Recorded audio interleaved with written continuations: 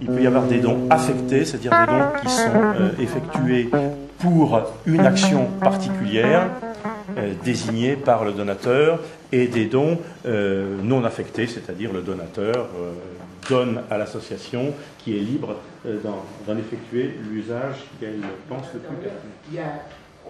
Le but au départ, c'était de prolonger l'action qu'Isaac aurait fait s'il était encore en Mauritanie. Bon, alors je crois que ce qu'il aurait fait, pour commencer un petit peu à comprendre, c'est qu'il se serait appuyé sur ses bases à Zemzem et à Boutilimite.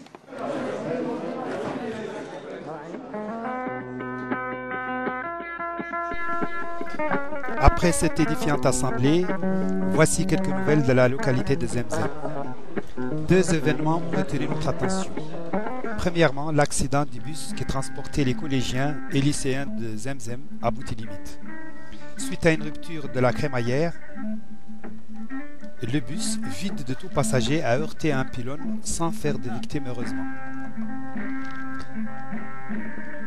Il devient par conséquent très urgent de remplacer ce bus pour que ces élèves retrouvent dans des conditions acceptables les chemins de leur collège ou de leur lycée. Voilà, nous sommes devant le bus.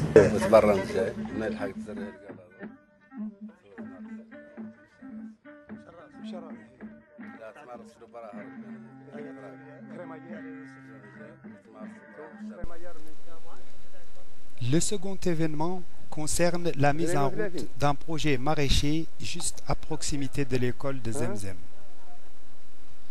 Ce projet, financé par la coopération espagnole, consiste à la mise en place de panneaux solaires fournissant de l'énergie à une pompe immergée dans l'ancien puits de Zemzem. Cette pompe alimente un réservoir posé à même la dune. L'eau ainsi stockée permet l'irrigation par le procédé du goutte à goutte, mais aussi celui de l'arrosoir traditionnel. Ce projet emploie environ 35 personnes, dont 32 femmes. Les premières productions sont prévues à fin mars, début avril 2010.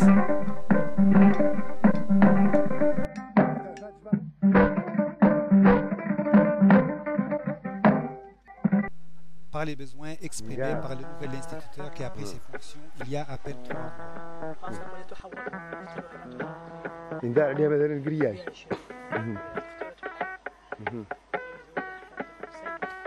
وش خاص آخر بالنسبة لك أنت؟ اللي جديد فيه؟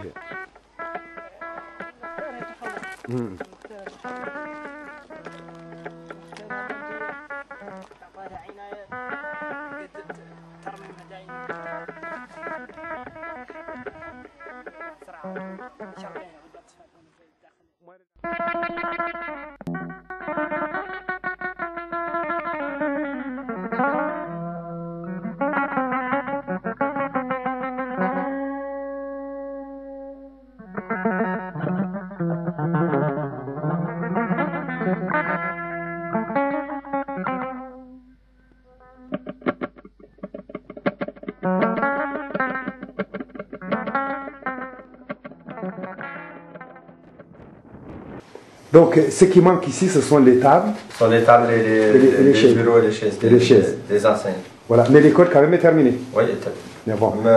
Il y a... Vous souhaitez qu'il y ait... Pour les deux classes là-bas, oui. Ça manque d'une fenêtre. Oui. C'est une fenêtre qui a été supprimée l'année passée par l'entrepreneur qui a fait les classes. Oui. A supprimé une fenêtre là-bas. Cette fenêtre est très nécessaire parce que pendant la période chaude, oui. Ça fait défaut. Ça fait, d'accord. Mais est-ce que vous avez d'autres remarques ou d'autres besoins pour l'école, comme par exemple, est-ce que, puisque tout à l'heure un instituteur, un de vos enseignants m'a parlé d'une clôture, que vous souhaiteriez que l'école soit clôturée? Très nécessaire parce qu'on ne peut pas surveiller les enfants pendant la récréation, ça c'est une clôture. Ah, ouais. On ne peut pas faire faire des jardins, des plantes. C'est un travail, on fait ça à l'école parfois. On fait un jardin de l'école, il n'y a pas une clôture, on ne peut pas faire un jardin pour l'école. On ne peut pas faire un terrain pour le football parce que C'est ouvert pour les animaux, c'est ouvert pour les déchets, c'est ouvert pour tout. Combien vous avez d'élèves? On a 220 élèves aujourd'hui. 220 élèves. Oui, en classe. Et combien d'enseignants? Il y a 7 enseignants parmi les directeurs. Ah bon. Donc 7 enseignants avec les directeurs. Oui, avec Très bien. voilà, le directeur, il enseigne. C'est parmi l'effectif des enseignants. Est-ce que vous avez... Oui, moi je veux seulement ajouter des bordures pour toutes les classes. Je veux qu'il y ait des bordures de classe. Oui. Tout autour des 6 salles de classe. Il y en avait même. Il y en avait. C'est des plaintes, quoi, des espèces de plaintes. Voilà, c'est des espèces de plaintes, vous allez voir. C'était comme ça. Là, ça couvre l'école du Sabre. D'accord. Maintenant, on va aller voir la salle informatique dont je vous ai parlé. Donc ici, il n'y en a pas. Ici, il y en avait, mais c'est parti par le bulldozer. C'est ça donc qu'il faut reconstruire, quoi. Voilà, là c'est... Maintenant, on va aller visiter la salle informatique. Donc la salle informatique, parce qu'elle est pour l'informatique, il y aura des machines.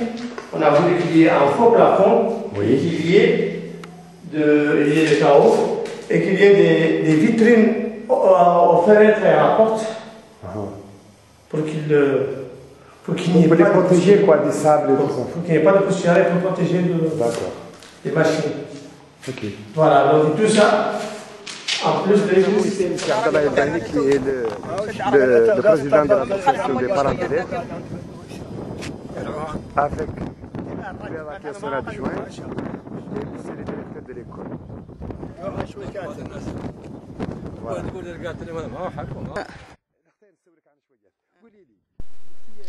Madame Elbera, après notre entrevue lors de l'inauguration de l'école en avril 2009, j'aimerais vous demander votre avis sur ce qui a été réalisé.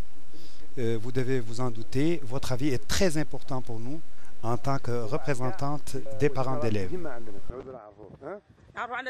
Avant toute chose, je voudrais exprimer ici ma reconnaissance et ma gratitude à tous les membres de l'association, aussi bien en France qu'ici en Mauritanie. En fait, nous n'avons pas d'école. Ce qui a été réalisé est tout simplement exceptionnel et atteint des niveaux plus que satisfaisants. Pour cette raison, nous commençons à être gourmands et à espérer davantage pour atteindre d'autres étapes. Qu'est-ce que vous entendez par d'autres étapes? Par exemple, dégager des dunes de sable encore proches, consolider notre école. Je répète qu'avant votre intervention, nous n'avions pas d'école. Et maintenant que l'essentiel est fait, notre souhait est de la moderniser et de réaliser une clôture et des extensions. On cherche à savoir quelles sont vos impressions sur ce qui s'est déjà fait et sur ce que vous souhaitez qu'on fasse. C'est important. Ah oui. Ah oui.